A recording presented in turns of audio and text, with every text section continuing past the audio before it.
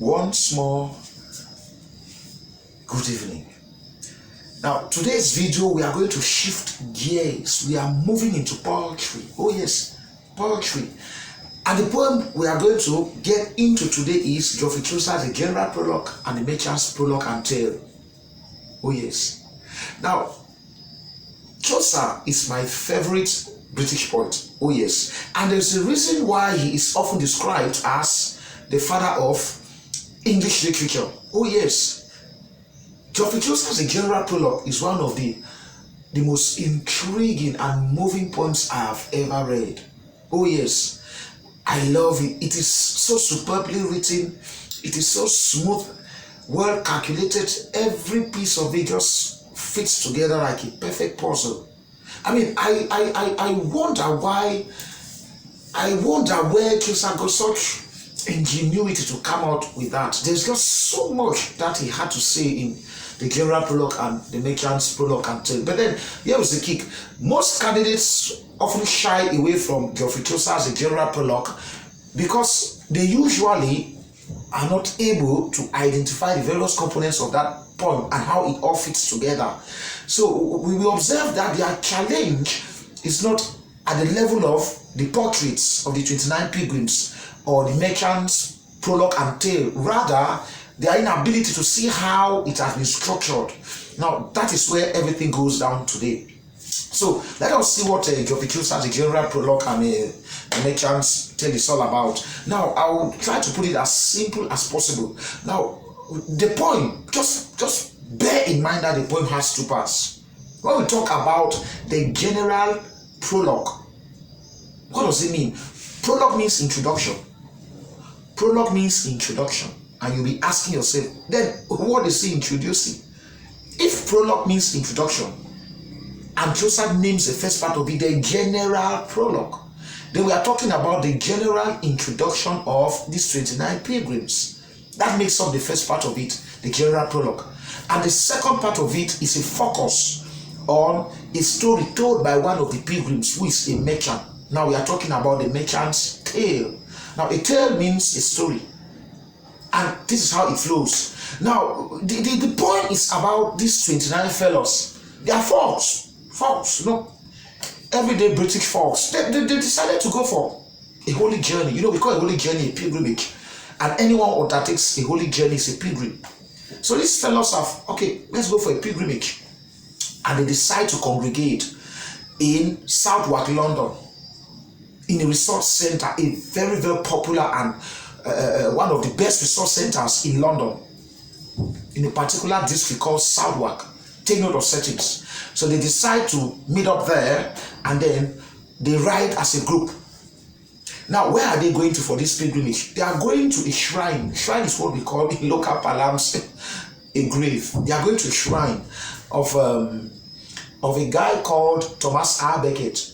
Now, you'll be asking me, what are they going to do there? Now, this guy, Thomas R. Becket, he was the head of the Anglican Church. Now remember that the state religion in Britain is Anglicanism, and the capital, the head of the Anglican Church in Britain is in Canterbury, and so the head of the Canterbury Church is the Archbishop who heads the Anglican Church as a whole.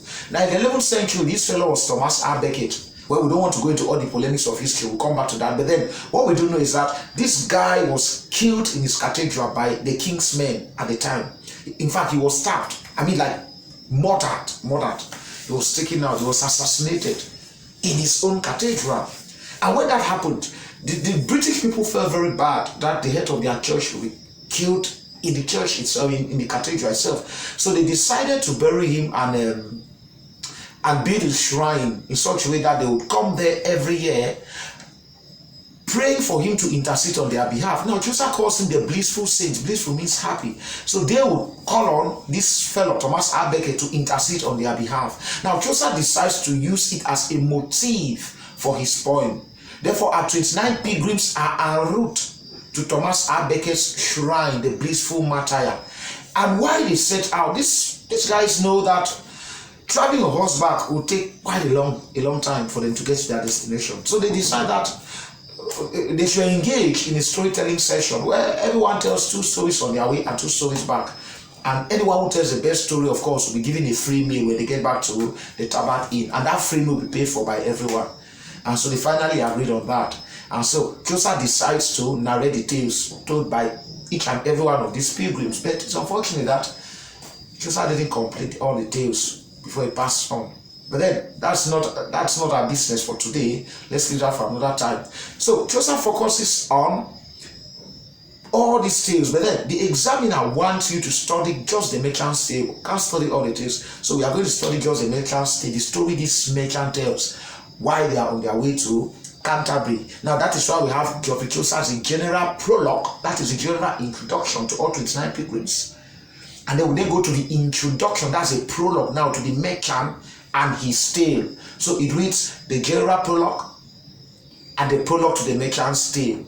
Now that is the two part we are talking about. So in order to answer questions satisfactorily at the GC, the examiner will expect you to be flexible in your analysis. That's to say that illustrations, textual illustrations are needed from both sides of the poem. You will not restrict yourself to either the merchant's tale alone or the general prologue. The examiner will be looking forward to see you cut through from the general prologue to the merchant's tale. Now one thing we must bear in mind is that the themes are the same. The same themes you see in the general prologue, they pop up again in the merchant's tale. So it's always normal that we draw parallels between the general prologue and the merchant's tale. Now, when our poem opens up, there are two Chaucers. Chaucer is the writer who provides us with that beautiful poem.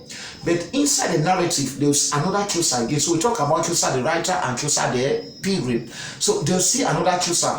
And we learn that this Chaucer, the pilgrim, he's a member of the group of this party headed out for Canterbury.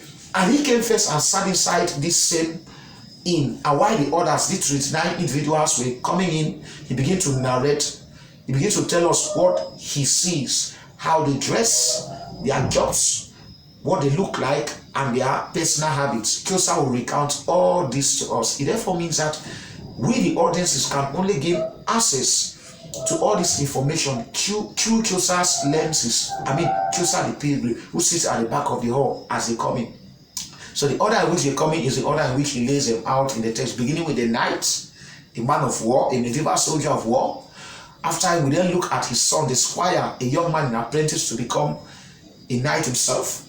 And after that, we then go down to their man servant called a young man, a forester, always dressed in green. From there, we then moved into the clergy, the group that represents the church. Of course, the church officers, beginning with the prioress, the nun, they'll have the monk and the rest. We'll come to that, looking at the order in which they play out. So when the poem begins, Chaucer starts by laying out the season, the setting, which becomes a motif. He tells us that when the droughts of April have pierced down, when the showers of April have pierced down the droughts of March. Take note that we have the month of March before April.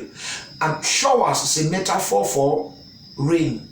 And drought is another metaphor for aridity, dry season. As when he says that when the showers of April have pierced the droughts of March, we then realize that Chaucer is seasonally identifying the period that this particular pilgrimage takes place. And should the examiner ask you to discuss the impact of setting of Chaucer like they did in 2021, be rest and assured, after identifying the elements of setting, the examiner wanted to show its significance. How useful are these elements of setting to the overall plot? Now, here is the thing. You don't carry out pilgrimages at any time. Pilgrimages are spiritual journeys which must be carried out at the appropriate time.